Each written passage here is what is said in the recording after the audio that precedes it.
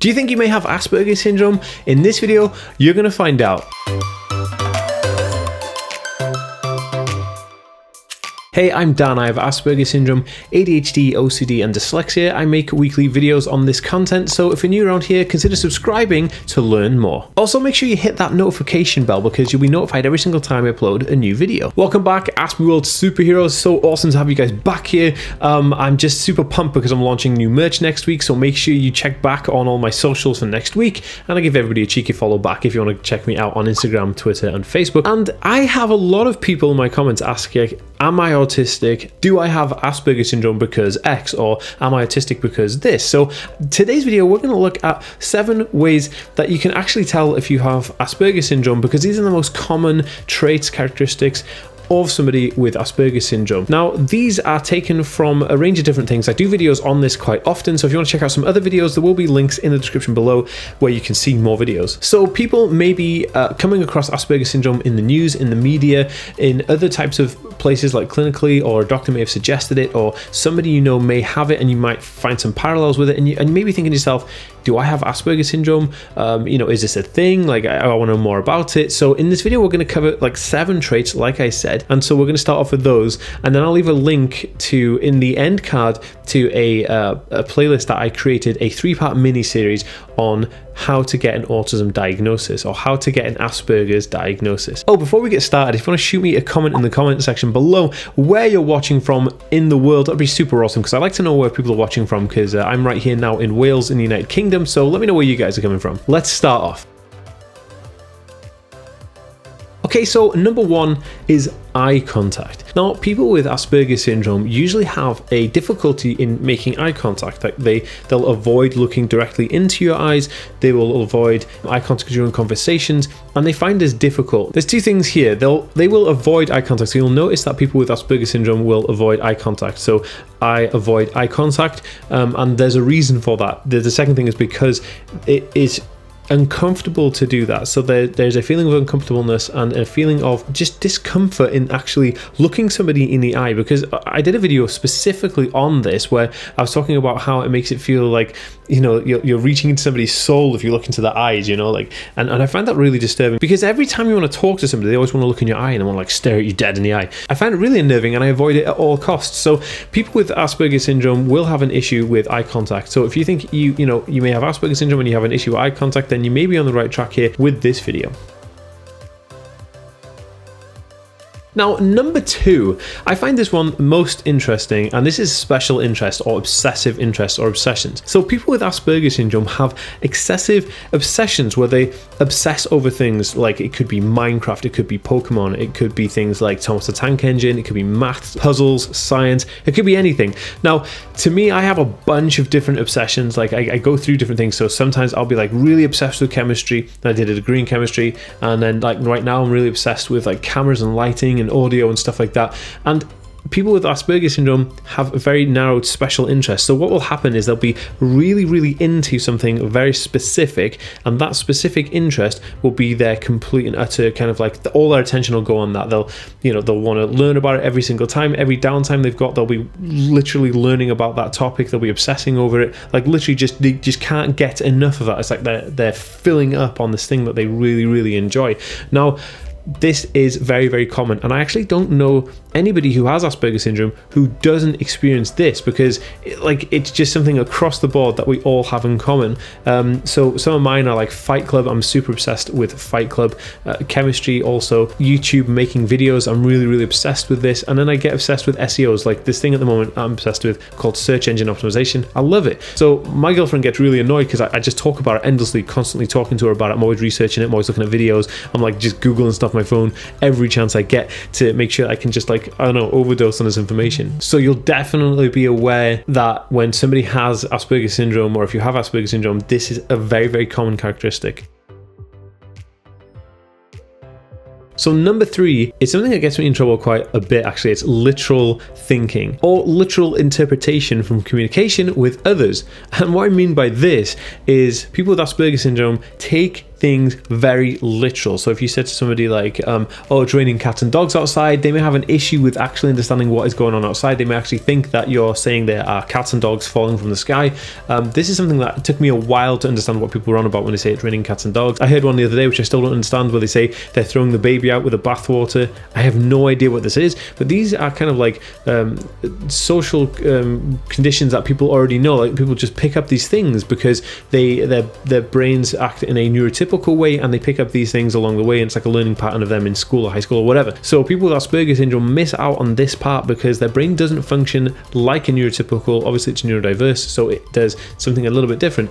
Now, I've been in places where somebody said to me before, like, oh, can you put this in the bin? And they were eating like a banana, and they had like a cup of tea, and then they put the banana peel inside the cup of tea, or the cup that the tea was in, and I said, hey, can you go put this in the bin for me? So I just threw the whole thing in the bin with the cup, and then I got in trouble because they were like, hey, don't throw the cup in the bin, I know why you throw the banana peel in the bin and stuff like that. So it's kind of like taking things literal and not knowing when someone is joking. So that depth of understanding, like, are they being sarcastic, are they joking, like, all those things are completely lost, and it's very difficult for someone with Asperger's syndrome. So if you're having difficulty with that, then that may be why.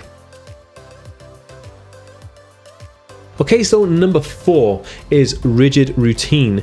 Now, rigid routine means that, like, people with Asperger's syndrome have this thirst for complete and utter routine. Like, I love doing the same thing. I get up in the morning, I do the same thing every single morning, then I get the same kind of clothes on, I have the same type of, I have like a wardrobe full of just the same stuff, just black and grey plain stuff, and I like buying the same thing. And if I find like a t-shirt, or if I find like a jumper or something like that I really like, I'll just buy loads of them. And I just bought like 2 of the same pairs of jeans because I know I like them and I know they fit me, and I love them, so I just bought 2 of those same pairs. I just bought like 5 of the same t-shirts, and this is super common with people with Asperger's syndrome.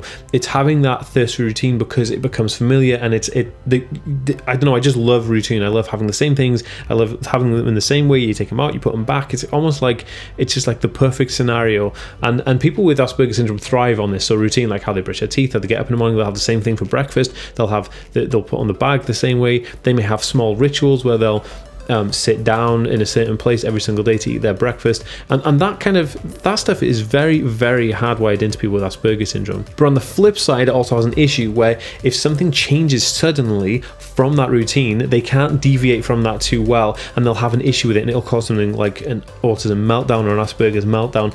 And that's because it's caused by deviating from this specific routine, of this pattern, of this flow. And when you deviate from that, then it becomes this bigger issue, and the chance of change and the idea of change and the not being able to carry on with that routine in a certain way will be very distressing for that person. So it's something to watch out for and think about as well. If you're thinking that you like a routine, how are you like with the change? People with Asperger's syndrome don't like the change typically. Okay, so number 5 is sensory processing issues. Now, this is common across all autism spectrum conditions, and I feel like most people with Asperger's syndrome will experience this. I'm actually not aware of people who have Asperger's syndrome who don't have this. And what I mean, I'll break it down into little pieces. So sensory processing is the way that your brain inputs the sensory stimuli from around you. So the sight, touch, smell, all that kind of stuff. So people with Asperger's syndrome may have an issue with like touch. So I know that when people touch me lightly, I jump, and I can't be touched lightly. I like firm pressure touch. So my girlfriend tries to touch my leg, and I'll jump out of my seat. And like a few times we're driving the car, I'm like driving the car, and she'll touch my leg. I'm like, jeez, because it's like a light, soft touch, and I can't deal with that. But if it's a hard, solid, good touch, that's awesome, and I can deal with that, and I don't mind that. But soft touch, I have a really big issue with soft touch.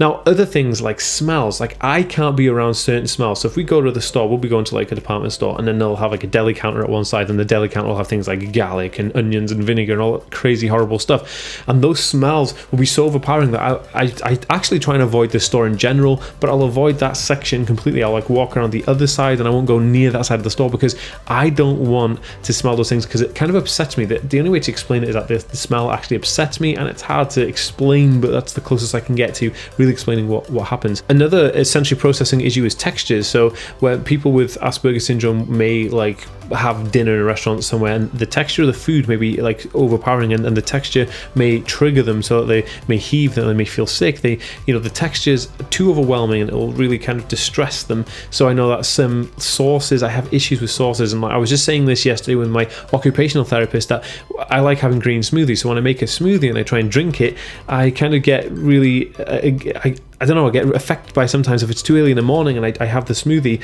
the texture's too much and it makes me gag almost to throw up. So I have to wait a bit and wake my mouth up a little bit, and then I can have it. So having issues with textures is a huge one. And last for the sensory processing issues are light and lighting. So a lot of people with Asperger's syndrome will have challenges with light, certain lights like tubing and lights in shops and stuff like that. They will be bright and they will flicker, and this over sensory stimulation input will definitely impact them when they're trying to do stuff, like if they're trying to do shopping in a store, or if they're trying to be in someone's house when the lighting is horrible. This will be super distressing, and it'll just irritate them so much that they'll get really annoyed, and they'll be super anxious and super nervous, and they'll get super annoyed, and that is a big issue. I know I have an issue with lights, and you might see people doing this sometimes because they're trying to like outphase the light. So if you're having an issue with light and all this kind of stuff, then there's a possibility that you do have Asperger's syndrome because of these specific things that I'm talking about in this video.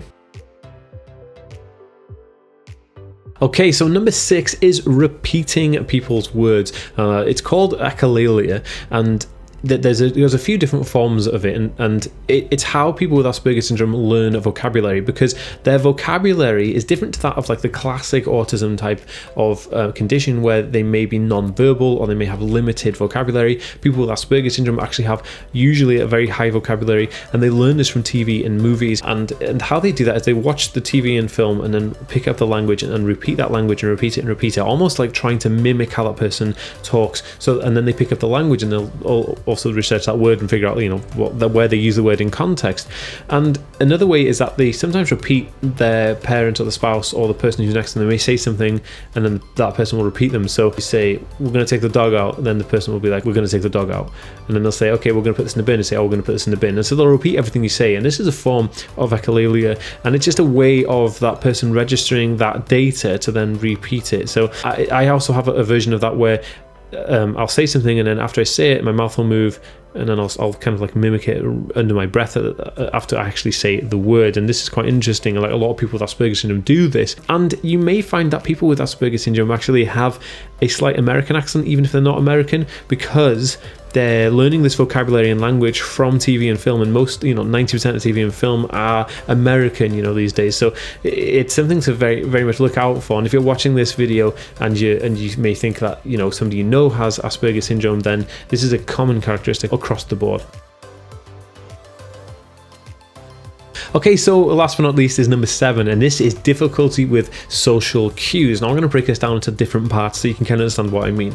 So people with Asperger's syndrome have a difficulty with social communication because there are unwritten rules that you pick up through just like learning things socially. But because people with Asperger's syndrome's brain works slightly differently to that of a neurotypical person, they don't really pick up on all these social clues. Things like knowing when it's their turn to talk in a group conversation. When do you talk? When that person stops talking, then you talk, or you talk over them. I have an issue with talking over people and then not knowing when it's my turn to actually talk, and that prompting is missing. And there's other issues like knowing when to stop talking. So a lot of people with Asperger's syndrome will just talk, maybe about the specific interest, and then they'll not know when they should stop talking to let somebody else talk, or when it's enough time that they finish talking. And this is the issue I actually have. I have no idea when I should stop talking, and I just kind of go all at it and just talk for ages and people get really annoyed at me. But hey ho, that's how it goes. Another one is like issues with knowing if someone's losing interest in the conversation. So you may be talking to somebody and you don't know if they're losing interest or if they're actually interested in your conversation. Now this is a difficult concept to grasp, and